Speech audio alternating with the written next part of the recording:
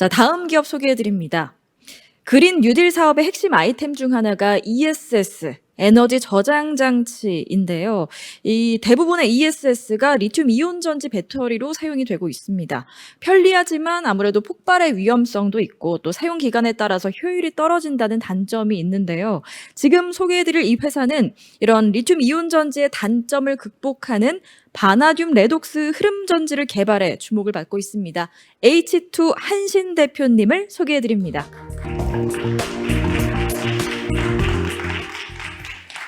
예, 반갑습니다. 방금 소개받은 H2 대표이사 한신입니다.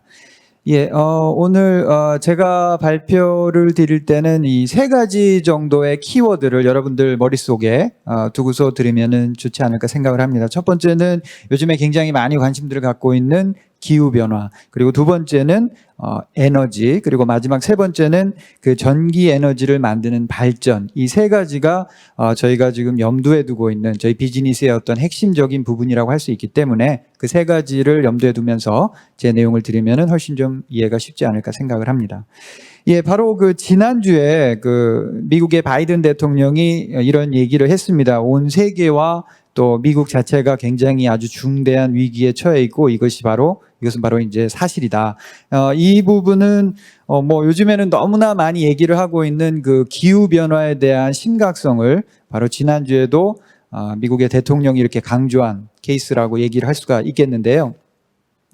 저희가 그래서 이제 기후변화 하면은 빼놓지 않고 생각을 해봐야 될 게 바로 발전을 하는 그 에너지라고 얘기를 할 수 있고, 저희가 이제 실제로 뭐 가정이라든가 산업에서 쓰고 있는 에너지는 지금 화면에서 보이시는 것과 같이 네 가지의 주요한 발전 방식으로 우리가 그 에너지를 만들어서 전기를 만들어서 쓰고 있습니다. 그래서 원자력, 그다음에 석탄 화력, 그다음에 LNG 가스 발전, 신재생, 이게 우리나라의 전원을 구성하는 4대 요소라고 할 수가 있습니다.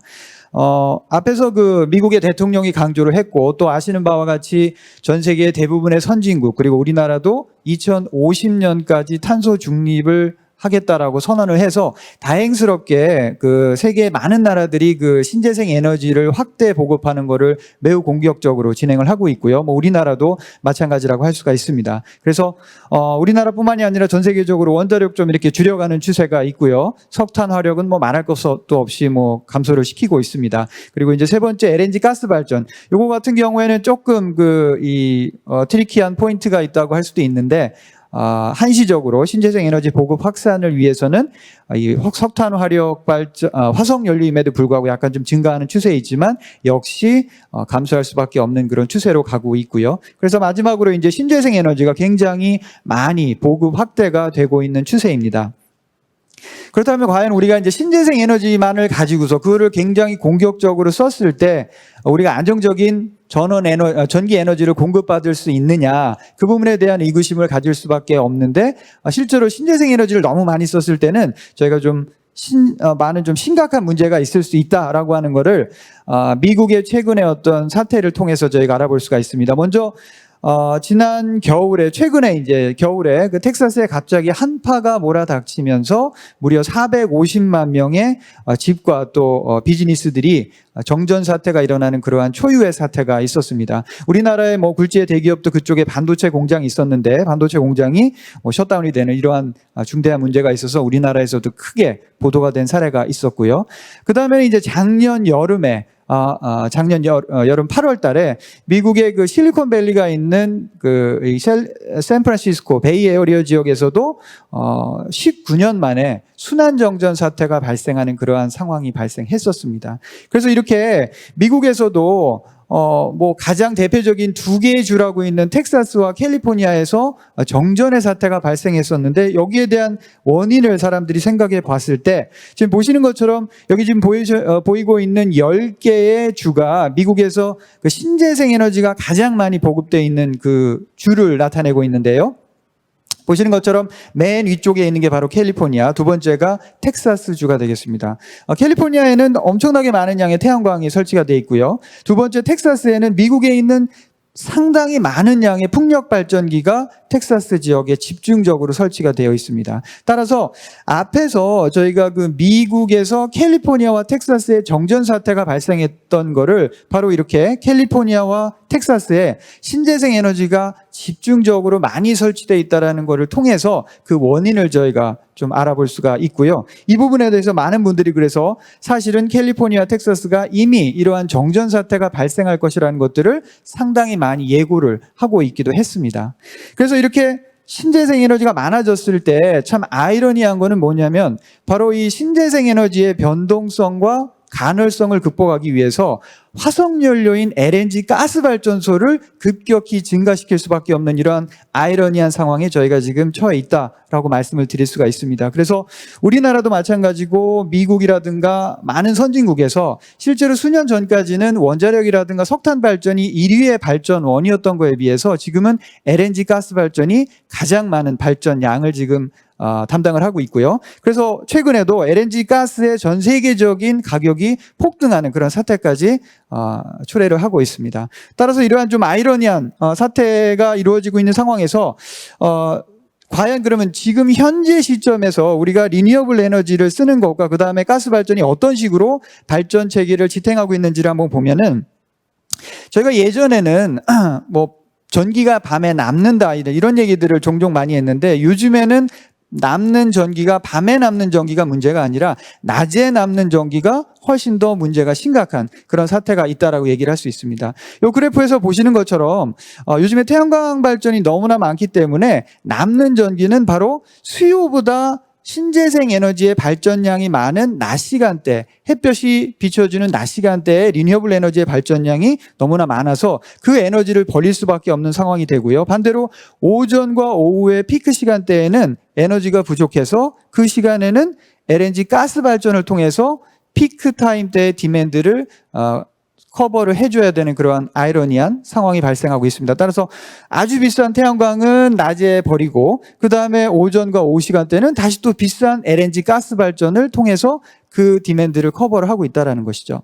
그래서 이러한 것들을 극복하기 위해서 굉장히 좋은 솔루션이 사실 하나가 있습니다. 그건 뭐냐면 밤에 남는 전기를 이용해서 물을 끌어올렸다가 그 다음에 낮에 필요한 피크 타임 때 다시 물을 내려서 발전을 하는 이 양수 발전소라고 하는 굉장히 좋은 이러한 솔루션이 있는데 그래서 그러면 이러한 양수 발전소를 적극적으로 보급해서 문제를 해결하면 되는 거 아니냐 이렇게 생각할 수 있지만 안타깝게도 이 양수 발전은 이 그림에서 보시는 것처럼 이러한 그 상류와 하부의 저수지를 만드는 매우 희소한 입지 조건을 만족을 시켜야 되고 그것보다도 더 중요한 거는 이 지금 사진에서 보시는 것처럼 이 나무라든가 이런 것들 즉 산을 다 깎고 또 올라가는 길을 만들어야 돼서 환경에 대한 피해가 어마어마하게 많다라는 것이 큰 문제라고 할 수가 있습니다. 그래서 양수 발전을 만들고 싶어도 이제 입지 조건을 만족하는데도 찾기가 어렵고 더불어서 이 환경 단체라든가 환경 이슈로 인해서 실질적으로 설치할 수 있는 장소가 거의 남아있지 않다라고 할 수가 있습니다.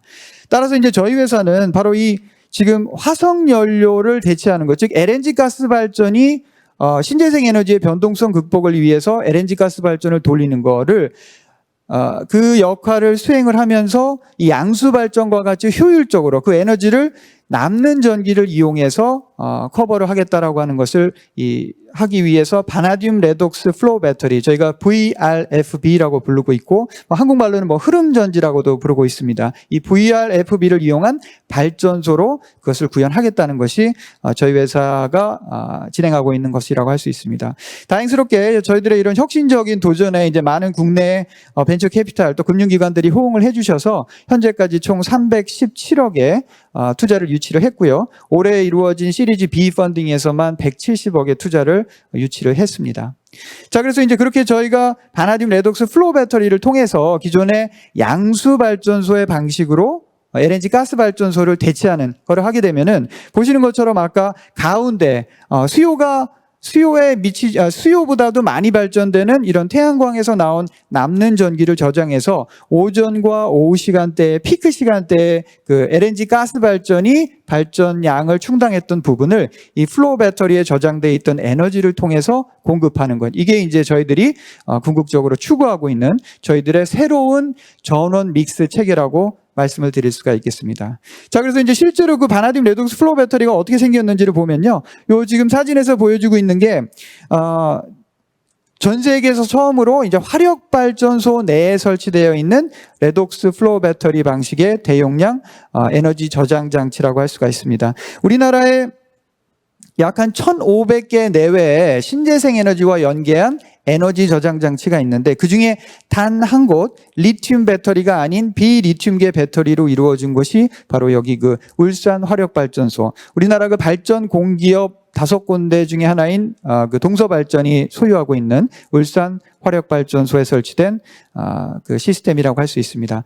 저희 회사는 그래서 이 지금 시스템을 지금 뭐 설치된 거는 한 1.1메가와트 아워 정도 되는데요. 이것을 수십 배, 수백 배로 스케일업을 해서 올해부터 본격적으로 미국과 유럽 시장에 대한 진출을 진행을 하고 있고요. 올해부터는 미국 최대 사이즈에 해당하는 레독스 플로우 배터리 방식의 발전소를 미국에 설치를 해서 미국의 신재생 에너지가 많은 지역, 아까 말씀드린 그런 캘리포니아와 텍사스 지역을 위주로 한 지역의 신재생 에너지에 대한 문제를 극복하는 것을 추진을 하고 있습니다. 자, 이상으로 해서 제 발표를 마치도록 하겠습니다. 감사합니다. 네, 기후위기가 정말 이제 현실로 다가온 상황에서 신재생 에너지 기업의 역할이 정말 중요해지지 않을까 싶습니다.